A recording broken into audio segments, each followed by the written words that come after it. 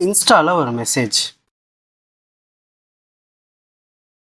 அந்த மெசேஜை சொல்கிற மாதிரி அவங்க அண்ணனை பற்றி நான் இப்போ பேச போகிறதில்ல. ஒரு சின்ன குட்டி ஸ்டோரி தான். மெரிசா மேயர்னு கூகுளோட one of the first 20 employees ஒருத்தவங்கள யாகுவோட சிஇஓவாக 2012 ஆக்குறாங்க. ஆனால் 2017 அவங்க ரிசைன் பண்ணிட்டாங்க. என்ன ஆச்சு அப்படின்னா, கிளியர் டைரக்ஷன் இல்லை, நிறைய லாஸ் இருந்துச்சு, இன்னொரு அக்வசேஷனில் வந்து பெரிய இஷ்யூ இருந்துச்சு, $1.1 பில்லியன் அக்வசேஷனில் ஒரு பெரிய இஷ்யூ இருந்துச்சு அப்படின்னு சொல்லி மல்டிபிள் ரீசன்ஸ்னால அவங்க சிஇஓ பதவியிலேருந்து விலக வேண்டியதாக போச்சு. கம்பெனியும் பெரிய அதல பாதாளத்துக்கு செஞ்சிருச்சு.